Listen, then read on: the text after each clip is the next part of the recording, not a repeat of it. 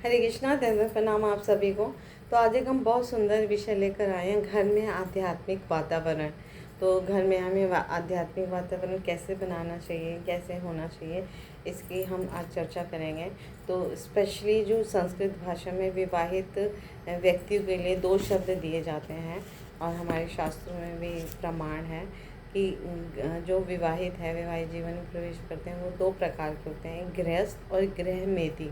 तो गृहस्थ कौन होते हैं और गृहमेधी कौन होते हैं, हमें उस पर विचार करके समझना चाहिए कि हमारा क्या स्तर है और अपने स्तर को फिर हमें सुधारना चाहिए या आगे बढ़ना चाहिए। तो गृहस्थ जो है वो उन व्यक्ति के लिए है जिसका जीवन का लक्ष्य जो है वो है आत्म साक्षात्कार। यदि वो अपने पत्नी और बच्चों के साथ रहता है, या स्त्री है तो अपने पति और बच्चों के साथ रहती है, तब भी उसका जो जीवन का परम लक्ष्य है वो आत्म साक्षात्कार है। तो क्योंकि ये मनुष्य जीवन जो मिला है वो ऐसे व्यर्थ करने के लिए नहीं मिला, वो आत्म साक्षात्कार के लिए मिला है। क्योंकि मनुष्य जीवन में ही हमें विकसित बुद्धि मिली हुई है, जिसमें हम समझ सकते हैं कि हम क्यों इस धराधाम पे आए हैं, हम क्यों हमें ये क्यों शरीर मिला है, मैं कौन हूँ, भगवान कौन है, मेरा उनसे क्या संबंध है। ऐसे प्रश्नों के उत्तर ढूंढने के लिए हमें मिला है, ब्रह्म को जानने के लिए हमें शरीर मिला है। तो ये हम कैसे जानेंगे, जब हम प्रामाणिक गुरु साधु शास्त्र के अनुसार अपना जीवन व्यतीत करेंगे, तब हम इस मनुष्य जीवन का जो परम लक्ष्य है उसको समझ पाएंगे और उसके अनुसार हम कार्य कर पाएंगे। तो ऐसा व्यक्ति जो आत्म साक्षात्कार में है ना संलग्न होता है या प्रयास करता है, उसे गृहस्थ कहा जाता है।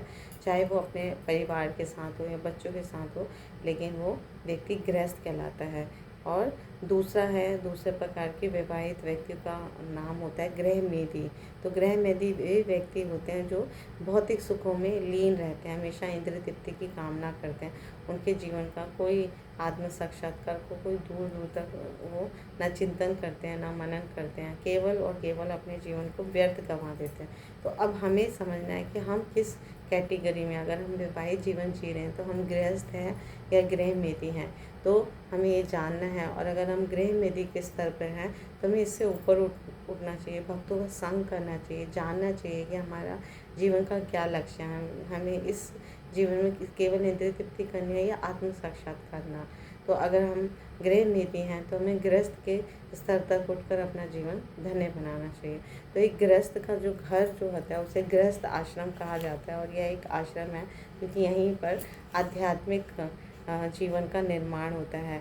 तो इस किसी के भी घर में जो है होता है, गृहस्थ के घर में, गृहस्थ आश्रम में रहने वाले व्यक्ति के घर में उसका जो घर में मंदिर वाला कमरा होता है वो सबसे अधिक महत्वपूर्ण स्थान है, सबसे सर्वश्रेष्ठ स्थान है।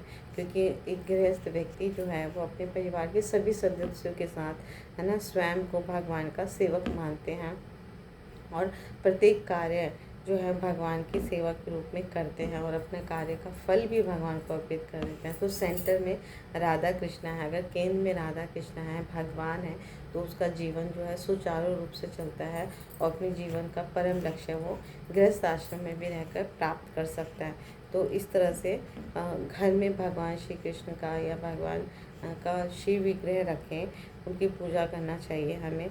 तो इससे हमारा मनोवृत्ति में या भक्ति में बहुत सहायता मिलती है। तो इसीलिए गृहस्थों को अर्चा विग्रह की सेवा पूजा नितांत आवश्यक बताया गया है। तो अगर कोई गृहमेधी का भी जीवन जी रहा है, अगर वो एक बार भगवान की सेवा में लग जाता है, भगवान की भक्ति में लग जाता है, तो फिर उसका स्तर ऊपर आ जाता है, वो गृहस्थ आश्रम के स्तर पे पहुंचकर अपना जीवन धन्य बना लेगा। तो घर में का जो वातावरण है, किसी के भी घर का वातावरण, उसको आध्यात्मिक बनाने के लिए भगवान श्री कृष्ण या उनके भक्तों का है ना चित्र अगर अर्च विग्रह है तो बहुत अच्छी बात है। श्री श्री गौर निताई, श्री जगन्नाथ बलदेव सुभद्रा माई, भगवान श्री कृष्ण का अगर अर्चा विग्रह है तो अच्छी बात है। अगर नहीं है तो उनका चित्र, सेवित अर्च विग्रह की जो चित्र जो मंदिर में सेवा पूजा हो रही है, उनका चित्र भी अगर हम रखें, उनकी भी सेवा पूजा करें, तो इससे भी हम आध्यात्मिक जीवन में प्रगति कर सकते हैं। तो ऐसे गृहस्थ लोगों के घर में कोई भी फिल्म स्टार या राजनीतिक नेताओं या खिलाड़ियों के चित्र नहीं होने चाहिए, क्योंकि इससे आध्यात्मिक वातावरण की बजाय भौतिक वातावरण की वृद्धि होती है। तो अगर हैं तो उन्हें हमें हटा देना चाहिए।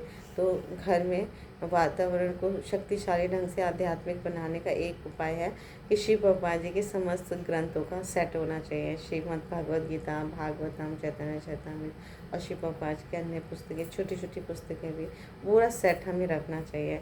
और अगर हम पढ़ें, अध्ययन करें और बच्चों को भी अध्ययन करवाएं तो बहुत ही अच्छा होगा।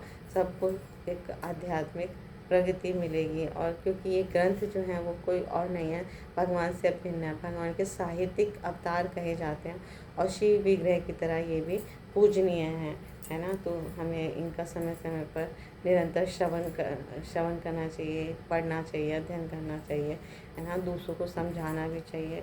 तो इस तरह से हम अपना जो घर गृहस्थ आश्रम में घर का सदुपयोग कर सकते हैं।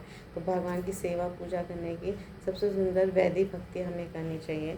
तो भगवान श्री कृष्ण की पूजा हम सुबह से शुरू कर देते हैं, सुबह शाम। तो 2 वक्त आरती करना ही चाहिए हमें, मंगला आरती और संध्या आरती। और समय मिले तो श्रृंगार आरती भी करना चाहिए। तो मंदिर के कुछ नियमों का हम पालन करते हैं। अब 100% सेम टाइम पे नहीं कर पाते, क्योंकि गृहस्थ आश्रम में बहुत सारे अन्य कर्तव्य भी करने पड़ते हैं स्त्री को और पुरुष को। तो लेकिन सामंजस्य बिठाना होता है, बैलेंस करके चलना होता है।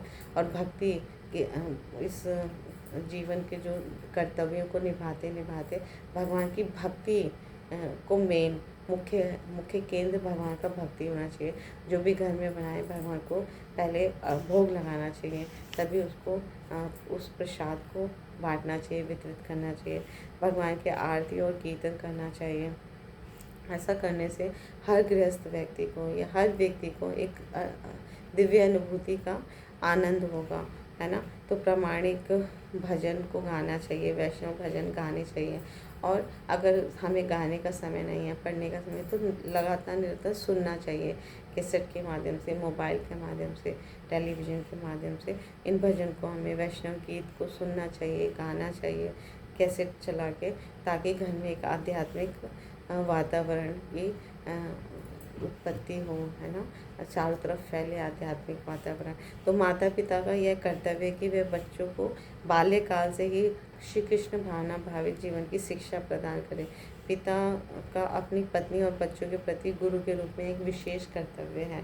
तो माता और पिता हम तभी हमें बनना चाहिए, ऐसे शास्त्र में बताया जाता है, जब तक हम अपने बच्चे को या अपने जो हम पे निर्भर हैं, है ना, आश्रित जनों को कृष्ण भावना भावित ना बना सके, है ना। हमें बनने का तभी अधिकार है जब हम इनको, अपने आश्रित जनों को पूर्ण कृष्ण भक्ति दे सकें, कृष्ण भावना भावित बना सकें। तो सबसे सुंदर जो इस कलयुग में उपाय है कृष्ण कॉन्शियस बनने का या कृष्ण भक्ति करने का, वो भगवान के पवित्र नामों का निरंतर जप करना, श्रवण करना। हरे कृष्णा कृष्णा कृष्णा हरे हरे, हरे रामा राम राम हरे हरे।